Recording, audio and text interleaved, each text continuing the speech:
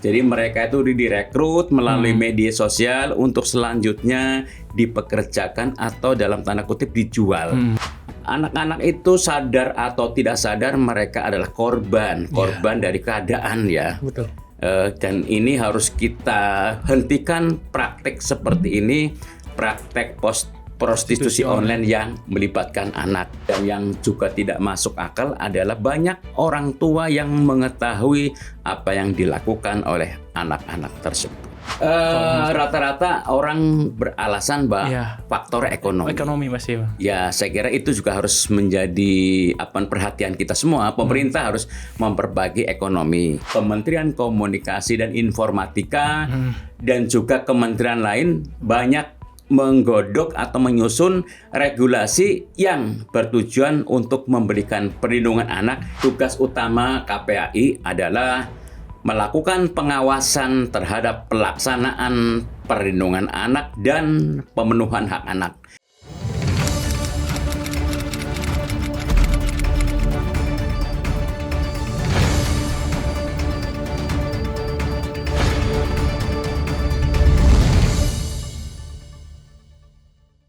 Halo, selamat datang kembali di podcast Roda Report of the Day. Bersama saya Haris Trian selaku host di acara podcast Roda ini.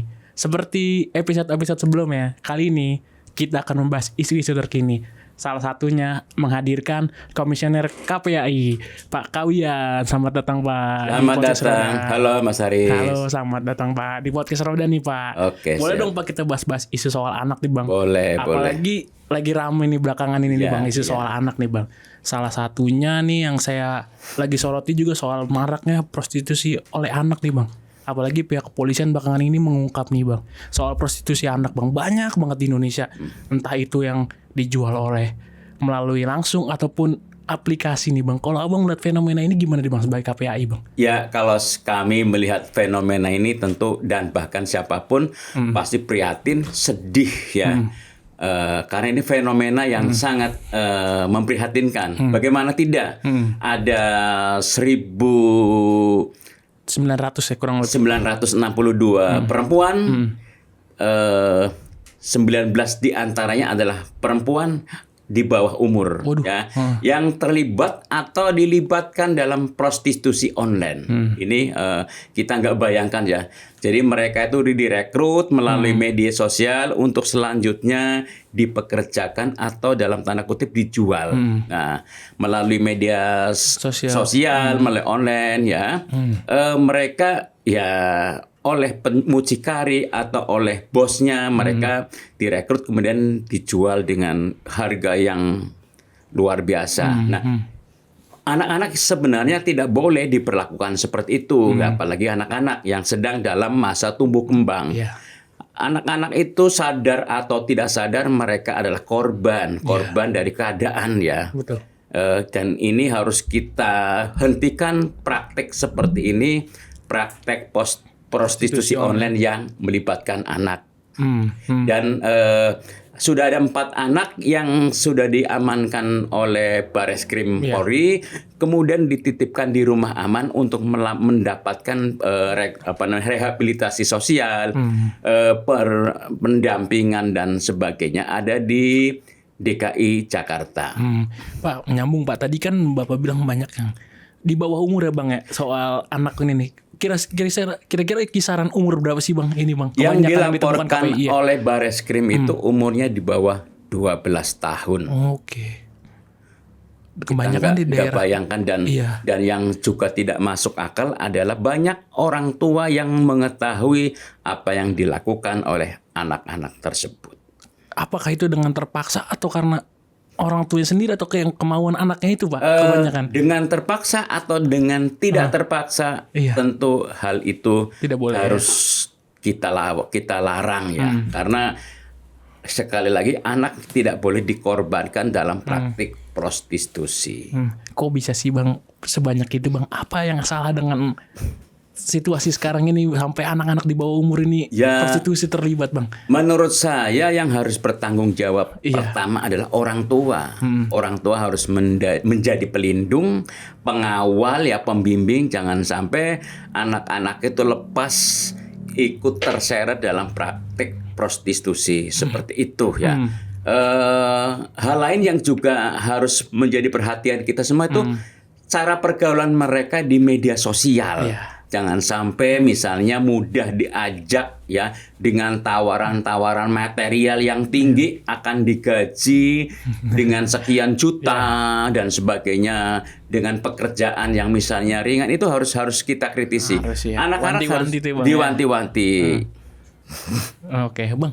Tapi kalau melihat fenomena kayak gitu, Bang, kan itu banyak sekarang di daerah mana aja sih, Bang, yang ditemukan Bang KPKI? Apa udah ada selain dari Bareskrim, apa ada temuan lain dari KPI dan laporan langsung gitu, Bang, yang laporan langsung dari KPI? Yang ditemukan oleh Bareskrim itu yang diekspos tahun ini 23 Juli 2024 ya, yang jumlahnya ada 1.000 lebih ya. Kemudian kalau yang data yang ada di KPAI ada data kekerasan seksual. Kekerasan seksual yang dilakukan terhadap anak. Begitu. Oke, tapi kebanyakan daerah mana, Bang, di Indonesia ini? Apa di Pulau Jawa atau di luar kebanyakan? Kalau data yang terungkap kebanyakan di kota-kota besar. Kota-kota besar. Seperti Jakarta, Surabaya, Jogja ya, dan misalnya Medan atau Makassar. Tetapi juga tidak tertutup kemungkinan daerah-daerah pun ada. Ya, ada kasus-kasus serupa.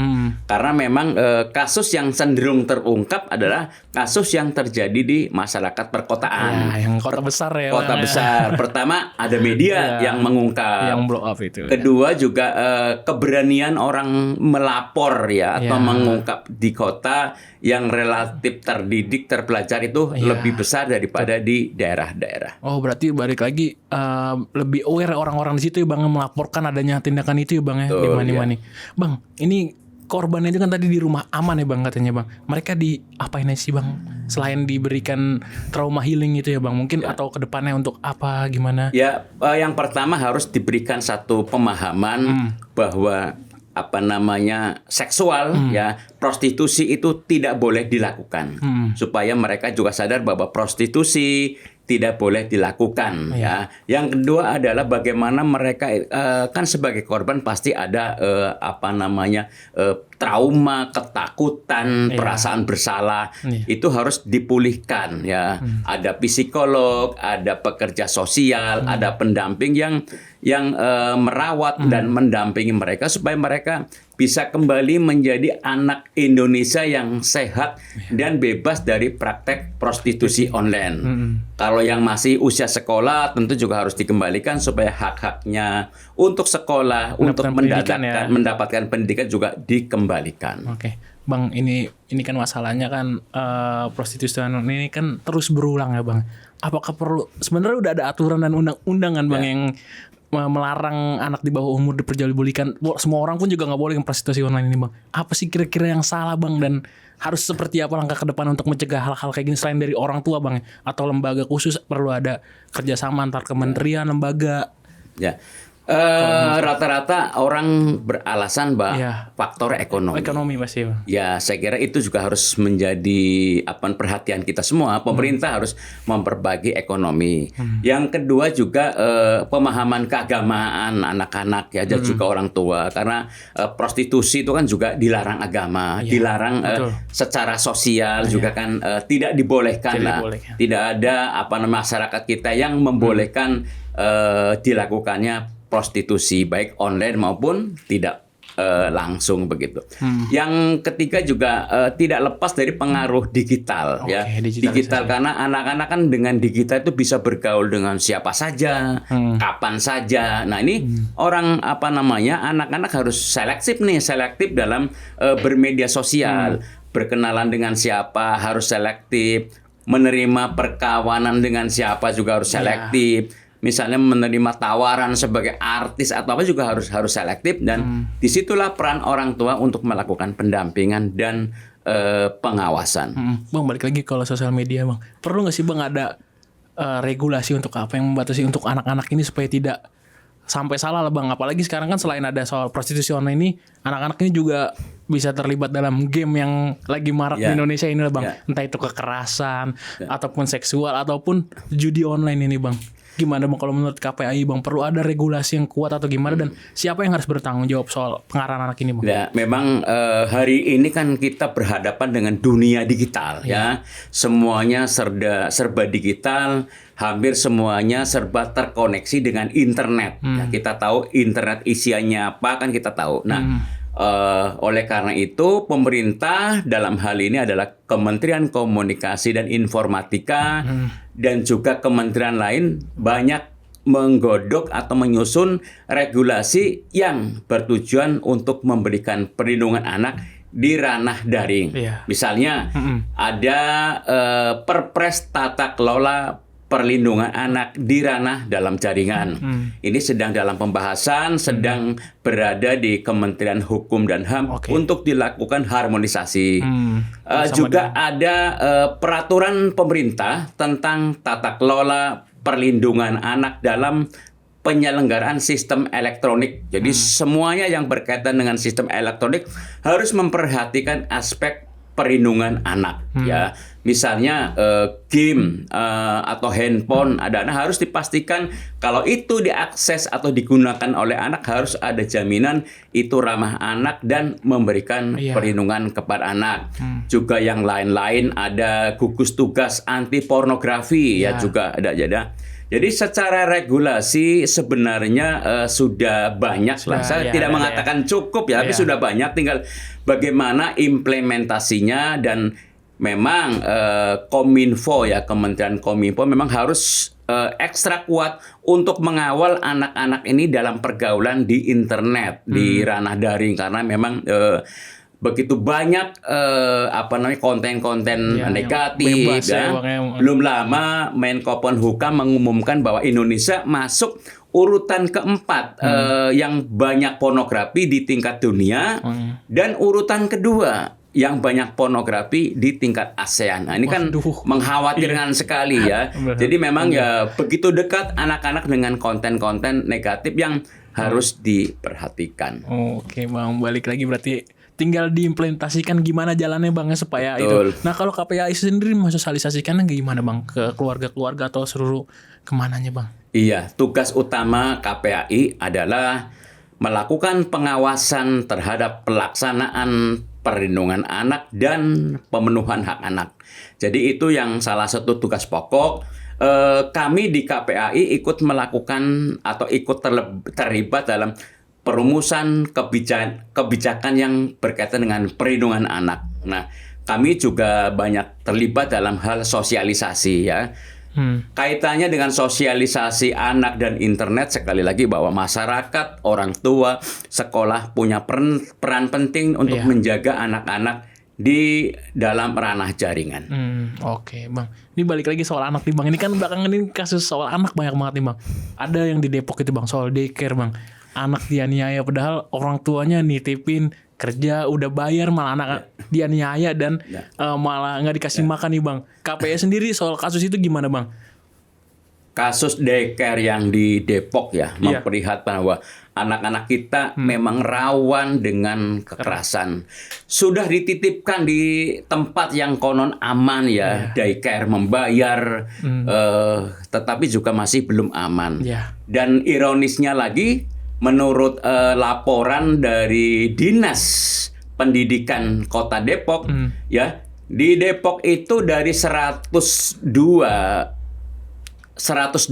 daycare, 98 diantaranya tidak berizin. Waduh, mayoritas itu kan mayoritas. Itu artinya ya kita bisa bisa bayangkan yang berizin aja bisa bermasalah, apalagi yang tidak berizin. Dan selain soal legalitas izin juga perlu dilihat, ditinjau mengenai kelayakan, kan begitu?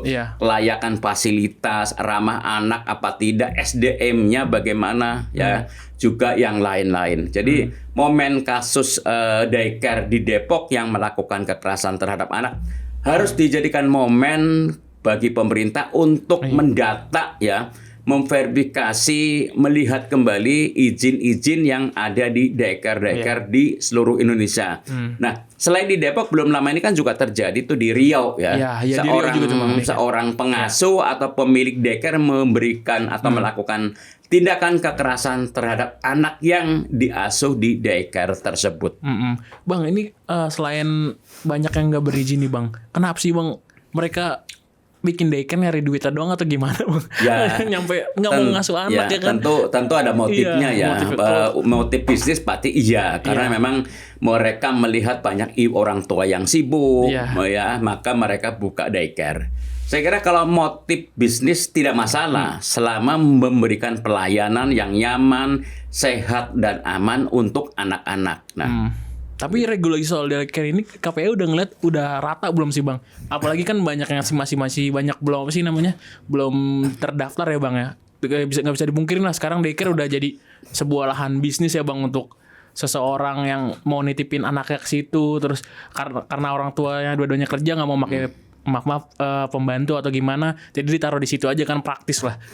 Iya, tadi apa perlu regulasi yang lebih kuat lagi Bang? Itu kan regulasinya diatur oleh peraturan Menteri Pendidikan dan Kebudayaan nomor 48 tahun 2014 sudah 10 tahun yang lalu. Saya kira harus dibuat regulasi baru, regulasi yang benar-benar berpihak kepada perlindungan anak. Oke, Bang. Tapi KPU sendiri mengawal tetap kasus yang di Depok nih Bang. Sampai sejauh ini Bang. Kami mengawal. Jadi kalau ada kasus kami mengawal supaya pertama anak yang menjadi korban dapat tertangani dengan sebaik-baiknya. Supaya orang-orang dewasa yang terlibat dalam kasus kekerasan tersebut diproses secara hukum sesuai dengan undang-undang yang berlaku. Berarti kemarin ketemu dengan keluarga korban Bang? Kami di KPAI ada komisioner Ibu Diah Puspitarini yang mengawal kasus tersebut. Oke Bang. Ini juga kan katanya yang pemilik Depok itu adalah influencer influencer keluarga lah Bang, tapi ternyata berbanding terbalik dengan apa yang ditaruh di media sosial dan ternyata memperlakukan anak nggak cuma satu anak ya Bang, di video itu kan ada 2 ya Bang, tapi laporannya KPI 1 apa 2 Bang? Ya 2 laporannya 2 yang datang ke KPI laporannya ada 2 anak yang menjadi korban. Tadi soal influencer, saya kira di satu sisi itu harus kita hargai dong kalau dia banyak mengupload mengunggah konten-konten positif yang mengajak orang tua untuk berbuat baik terhadap anaknya, itu harus diapresiasi. Tapi kalau kemudian dia berlaku sebaliknya, melakukan kekerasan terhadap anaknya, itu sesuatu yang harus kita tentang harus kita ingatkan, harus kita lawan, dan sebalik harus diberi sanksi hukum. Bang, ini setelah udah ketemu dengan korban belum anaknya Bang yang mengalami penganiayaan ini Bang KPAI? KPAI udah ketemu belum? Komisioner yang berkaitan, Ibu dia sudah bertemu dengan korban, orang tua, bahkan pelaku, kepolisian, kemudian memberikan rekomendasi bagaimana kasus itu diselesaikan, ditangani dengan sebaik-baiknya, yang supaya ke depan tidak terjadi lagi. Kondisi dari ibu korban, keluarga korban, dan korbannya sendiri si anak itu gimana Bang pas setelah KPI datang ke sana? Ya tentu mereka yang harus dipulihkan. Korban itu kan bukan cuma anak, tapi orang tuanya pun stres kan karena mengetahui anaknya menjadi korban kekerasan. Dan selain anak, orang tua juga harus mendapatkan perlindungan dari pemerintah daerah setempat. Pendampingan juga sudah ya Bang? Pendampingan juga. Ya kalau itu kan masih di bawah batita itu Bang, balita ya Bang ya? Iya. Itu pendampingannya beda apa enggak Bang sama yang di atas itu tentu Bang? Pendampingannya beda ya dengan anak-anak yang sudah usia belasan. Pendekatannya pasti pendekatan khusus gitu, dan bagaimana agar anak tersebut juga dengan orang tuanya didekatkan supaya trauma-trauma yang pernah dialaminya secara perlahan-lahan bisa hilang dan pulih kembali secara mental. Oke, berarti termasuk yang di Riau juga pendampingan itu Bang ya? Iya betul. Bang, oke, balik lagi ini Bang, soal ada lagi nih Bang, keluarga lagi baru lagi nih Bang, viral lagi Bang, balik lagi. Waduh, ini keluarga semua ya pertanyaannya Bang. Soalnya ini belakangan ini kan soal kasusnya keluarga anak lagi banyak viral di media sosial. Nah ini kan belakangannya juga ada salah satu influencer lah Bang, mengalami KDRT oleh suaminya sendiri. Dan suaminya juga udah tersangka sih sekarang. Dan dari video yang beredar viral itu Bang, anak sampai ketendang juga nih Bang. Gara-gara dia suaminya lagi nganiaya, dan beberapa kali pengakuan dari suaminya itu melakukan KDRT itu di depan anaknya sendiri Bang. Kalau KPAI itu melihat itu gimana? Apakah KPAI udah melakukan penanganan terhadap anak korban itu Bang? Tentu saya ya, dan juga sebagian besar masyarakat Indonesia mengutuk keras ya, menyesalkan terjadinya kekerasan dalam rumah tangga atau KDRT ya. Karena kalau kita baca media sosial semuanya kan mengutuk tuh ya, menyesalkan kenapa itu terjadi. Karena memang tindakan kekerasan dalam keluarga atau KDRT memang tidak dibolehkan. Bahkan ada undang-undang tentang penghapusan tindak kekerasan dalam keluarga itu, bahwa seseorang dilarang melakukan kekerasan dalam keluarga.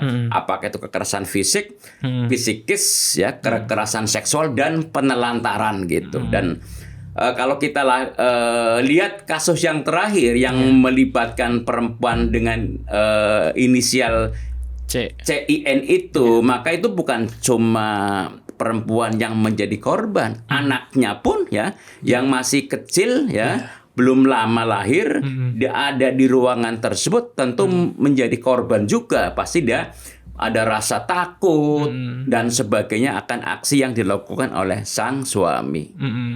Bang, tapi kalau misalkan dampak dari KDRT-nya sendiri, apalagi melihat langsung ibunya dipukul, maaf dipukul ya di depan anaknya, ngeliat sendiri oleh orang tuanya Bang, itu apakah ada jangka panjang traumatiknya gimana Bang? Iya, saya kira dampak jangka panjangnya itu ya mengkhawatirkan ya. Seorang anak yang mestinya harus diperlakukan dengan baik oleh ayah maupun ibunya, dipaksa untuk menyaksikan satu aksi kekerasan ya. Ya tentu saja walaupun dia belum bisa bicara, tapi dia bisa merasakan bahwa itu satu perbuatan keji ya, yang pasti akan berdampak negatif terhadap perkembangan jiwa dan psikisnya. Tapi harus ada penanganan khusus gak Bang bagi anak yang menjadi korban KDRT ini? Harus ada penanganan khusus. Perlu penanganan khusus karena dia menyaksikan sendiri, maka dia perlu penanganan khusus, perlu pendekatan khusus. Nah itu kira-kira dari KPAI atau gimana Bang nanti? Atau kementerian lembaga terkait lingkungan sekitar atau gimana Bang? Ya lingkungan sekitar perlu, dan dalam hal ini maka pemerintah daerah harus turun ya, memberikan penanganan, memberikan perlindungan baik kepada ibu korban maupun kepada anak.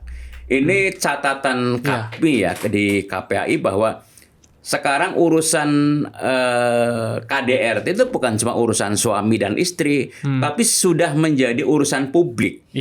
Jadi misalnya begini, kalau ada suami atau istri mendapatkan kekerasan dalam rumah tangga, dia harus dan mempunyai hak untuk segera lapor, lapor kepada aparat kepolisian, ya. Dan itu bukan cuma urusan suami istri. Ya, dan kan kita tahu misalnya ada kasus KDRT di Jagakarsa, yang Jakarta Selatan. 4 anak. Ada 4 anak meninggal, 4 anak yang tidak berdosa meninggal karena orang tuanya terlibat KDRT. Nah, itu kan bahwa kalau misalnya bisa terketahui lebih awal, baik oleh aparat maupun oleh tetangga sekitar, maka insya Allah atau kemungkinan besar 4 anak itu bisa terselamatkan sebelum menjadi korban oleh ayah kandungnya sendiri. Tapi kadang-kadang masyarakat masih belum aware kan Bang terhadap kayak gitu. Sangkanya, ikut campur rumah tangga orang, ada proteksi kayak gitu kan. Padahal kan yang dampaknya ke anak-anaknya ini nih Bang. Kasihan kan mereka jadi korban juga. Ya kalau misalnya kita mendengar ada suara-suara teriak-teriakan di sebuah rumah, sementara kita tetangga, pasti kita layak peduli, ada apa gitu, ada apa. Ya bukannya ikut campur dengan urusan rumah tangga orang, tapi bahwa itu sudah merupakan bentuk kekerasan yang tidak boleh dibiarkan. Kita bisa melaporkannya ke aparat setempat, ke kepolisian dan sebagainya. Jangan sampai itu menjadi hal yang lebih menjadikan orang menjadi korban. Oke Bang, terakhir Bang, ini kan kasus anak lagi banyak banget loh Bang belakangan ini di Indonesia nih Bang. Mulai dari tadi prostitusi online, kekerasan, dan menjadi korban KDRT lah Bang. Mungkin harapan KPAI ke depan gimana sih Bang untuk perlindungan anak ini sendiri Bang di Indonesia Bang, selain udah ada undang-undangnya atau apa kan. Apalagi Pak Jokowi kemarin konsen banget terhadap anak nih. Ya, ini juga mumpung masih dalam Hari Anak Nasional, masih belum lama. Makanya sekali lagi peran keluarga itu penting sekali. Keluarga menjadi pusat pendidikan, perlindungan untuk anak, ya. Keluarga sebagai gerbang utama, gerbang pertama, ya. Karena anak kan ada di keluarga, ya. Jadi terutama di era digital ini anak harus komunikasi secara baik, interaktif kapanpun dengan anak, ya, mengetahui apa yang dilakukan anak, apa yang dikomunikasikan oleh anak di handphonenya, dengan siapa dia berbicara, dengan siapa dia berkomunikasi, apa yang dia tonton di media sosial, itu layak atau harus diketahui oleh orang tua, ya. Sekolah juga harus interaktif dengan orang tua, apa yang dilakukan oleh anak dalam rangka memberikan pengawalan dan pengamanan. Sebab banyak hal-hal negatif yang datangnya dari gadget, ya, misalnya perundungan, dipicu oleh sesuatu yang kurang mengenakan, tahu-tahu anak terlibat dalam aksi perundungan dan sebagainya. Ya, kalau orang lagi pada peduli mengenai perlindungan anak, itu layak diapresiasi karena sesuai dengan undang-undang bahwa anak harus mendapatkan perlindungan, ya. Negara, pemerintah daerah, pemerintah, dan juga lembaga lain harus memberikan perlindungan terhadap anak-anak. Oke, terima kasih banyak Bang Kawi nih, kita sharing-sharing soal anak nih Bang, kasus yang lagi viral belakangan ini. Bang, besok-besok boleh lagi dong Bang main ke Roda Bang. Diskusi Insya Allah, siap. Okay, Asal temanya cocok, ya. Cocok Bang, pasti Bang. Ini kan karena lagi viral ramai nih Bang. Makasih dan Bang ya. Mudah-mudahan obrolan ini walaupun ringan, bermanfaat untuk kita semua. Karena orang Indonesia butuh yang ringan-ringan Bang. Gimana kalau kita bilang ini, anak terlindungi Indonesia maju. Boleh dong Bang. 1, 2, 3. Anak terlindungi Indonesia maju. Oke, mantap Bang Kaiwan. Oke. Terima kasih banyak yang sudah nonton di episode Roda kali ini. Sampai bertemu di episode selanjutnya. Bye.